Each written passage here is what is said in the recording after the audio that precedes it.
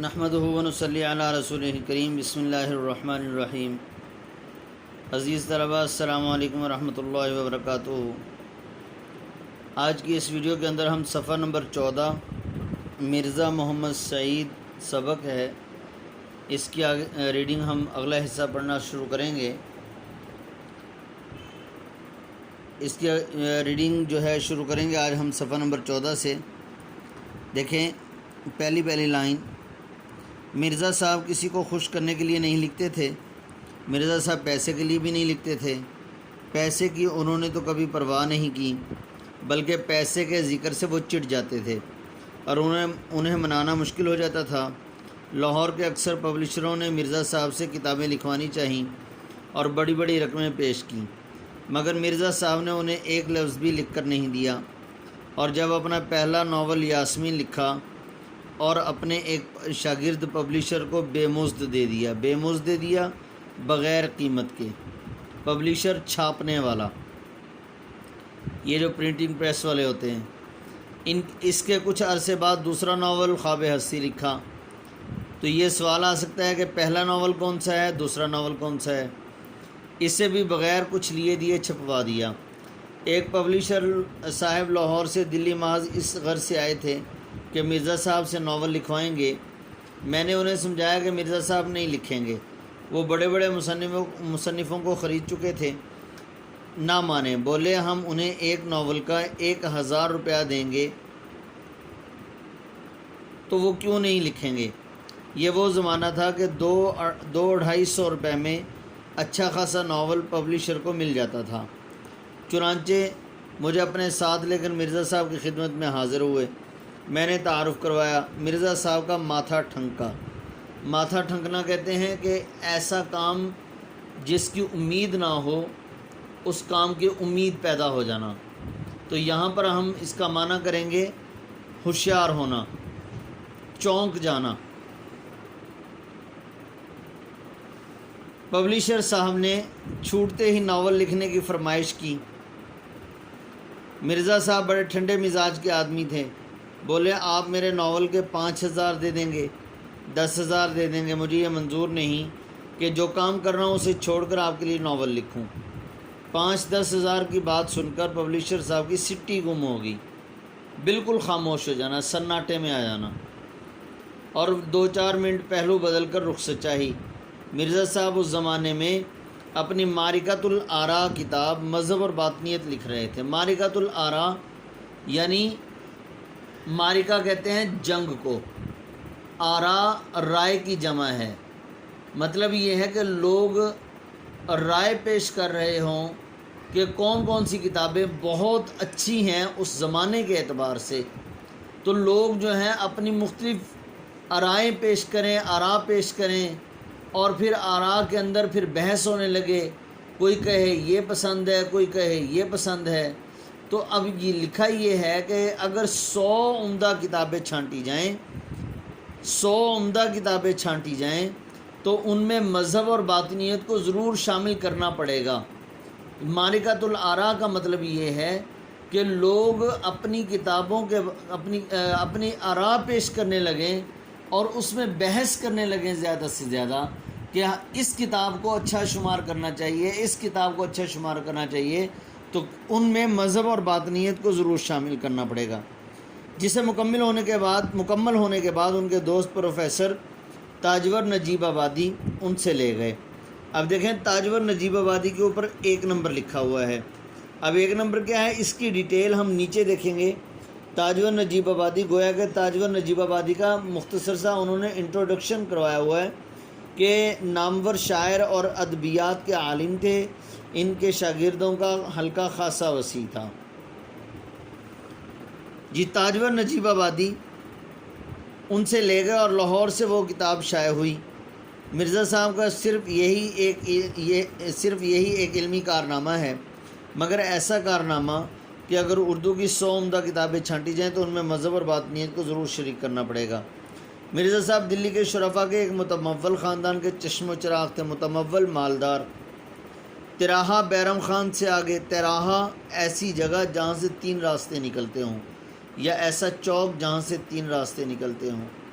بیرم خان وہ ایک چوک تھا، اس چوک کا نام بیرم خان تھا۔ سے آگے بڑھ کر ایک راستہ سیدھے ہاتھ کو مڑ جاتا ہے، اسی کے نکڑ پر کونے پر مرزا صاحب کا آبائی مکان تھا۔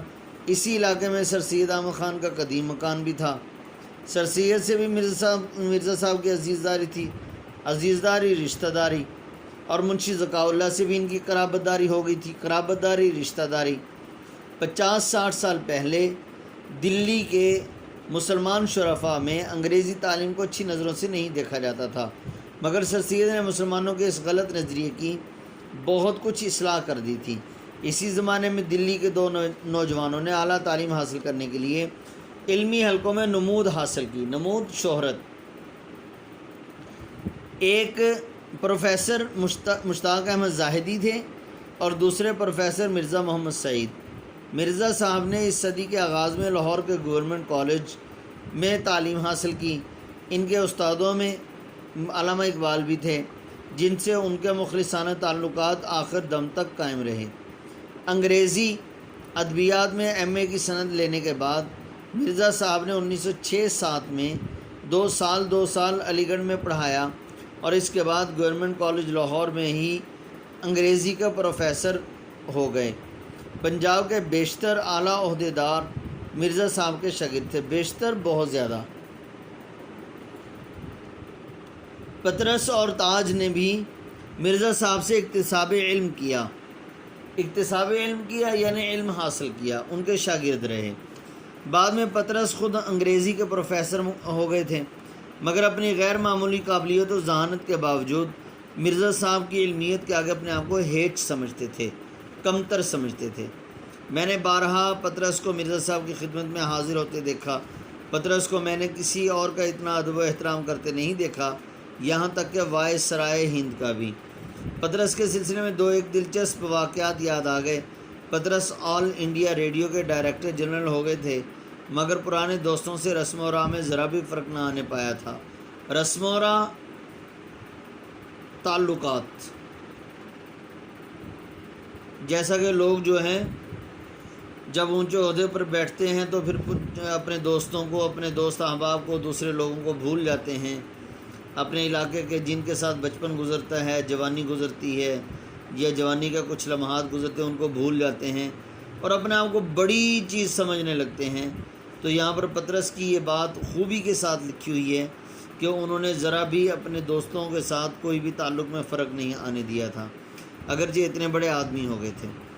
مرزا صاحب کو انہوں نے کسی نہ کسی طرح آمادہ کر لیا، تیار کر لیا تھا کہ ریڈیو سے کبھی کبھی تقریر نشر کیا کریں۔ 2 تقریروں کے بعد مرزا صاحب نے کانٹریکٹ واپس کرنے شروع کر دیے، کانٹریکٹ، معاہدے شدہ آہستہ آہستہ بات پطرس تک پہنچی۔ حاضر ہو کر وجہ دریافت کی۔ مرزا صاحب نے فرمایا، تمہیں اصلاح دینے کے بعد مجھے یہ منظور نہیں کہ تمہارے شاگرد مجھے اصلاح دیں۔ مطلب یہ ہے کہ تم میرے شاگرد ہو اور اگر تمہارے شاگرد میری غلطیاں نکالیں، میری اصلاح کریں، مجھے یہ اچھا نہیں لگتا، اس لیے میں یہ تقریر نشر نہیں کیا کروں گا۔ پطرس نے بڑی معذرت کی، مگر مرزا صاحب آئندہ نشر کرنے پر آمادہ نہیں ہوئے۔ اگلے دن دفتر میں قیامت آ گئی۔ پورے اسٹاف کو جمع کر کے انہوں نے براڈ کاسٹنگ کے حسن اخلاق پر ایک طویل لیکچر دیا۔ براڈ کاسٹنگ کہتے ہیں ریڈیو پر پروگرام نشر کرنے کا عمل۔ بات تو کھلی گئی تھی۔ اسٹیشن ڈائریکٹر نے تقریروں کے انچارج کو بلا کر کہا، اگر اپنی خیر چاہتے ہو تو مرزا صاحب کو منا کر لاؤ۔ اس کو معلوم نہیں تھا کہ مرزا صاحب پطرس کے استاد ہیں۔ حسب دستور اپنی کارروائی دکھانے کے لیے اس نے ان کے مسودے میں سے 2 فقرے نکال دیے تھے۔ حسب دستور، قانون کے مطابق، یعنی کوئی بات ایسی ہوگی کہ جو ریڈیو پر نشر کرنے کی نہیں ہے تو اس نے جو ہے وہ جس طرح ان کی عادات ہوتی ہیں کہ تقریر کو شارٹ کرنے کے لیے، اسپیچ کو شارٹ کرنے کے لیے، یا کوئی ایسا مضمون وغیرہ ہوتا ہے اس کو ذرا شارٹ کرنے کے لیے، یا گورنمنٹ کی طرف سے کوئی اجازت نہیں ہوتی ہے، وہ ایسا مضمون جو ہے مضمون کے اندر کوئی ایسی بات ہو جاتی ہے کہ جو گورنمنٹ کے رولز کے خلاف ہو یا ان کے اپنے رولز کے خلاف ہو تو اس کو نکال دیا کرتے ہیں۔ اب مرزا صاحب نے وہ بات ایڈ کی ہوئی تھی، کوئی ایسی بات، تو اس نے پطرس کے جو آگے وہ جو مینیجر تھا اس نے ڈائریکٹر یعنی اسٹیشن ڈائریکٹر اس نے وہ تقریر میں سے باتیں نکال دی تھی، تو مرزا صاحب کو اچھا نہیں لگا۔ تقریر کے انچارج کو بلا کر کہا اگر اپنی خیر چاہتے تو مرزا صاحب کو منا کر لاؤ۔ خیر حسب دستور یعنی دستور کے مطابق اپنی کارروائی دکھانے کے لیے اس نے ان کا مسودے میں سے، مسودہ ہاتھ سے لکھا ہوا نسخہ، ان فکروں کا نکالنا اس کی نوکری سے نکالے جانے کا پیش خیمہ سبب ثابت ہو گئی، پیش خیمہ ہو گیا۔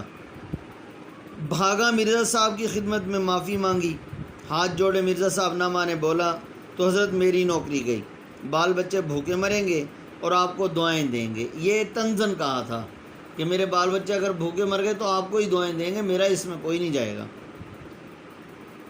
مرزا صاحب کے کان کھڑے ہوئے، بولے یہ تو میں نہیں چاہتا، یعنی نوکری سے نکالنا تو نہیں چاہتا میں۔ اس نے کہا اگر آپ یہ نہیں چاہتے تو اس کانٹریکٹ پر دستخط کر دیجئے، یعنی دوبارہ سے تقریریں نشر کرنا شروع کیجئے۔ مرزا صاحب نے فوراً دستخط کر دیے۔ بقیہ انشاءاللہ اگلی ویڈیو کے اندر۔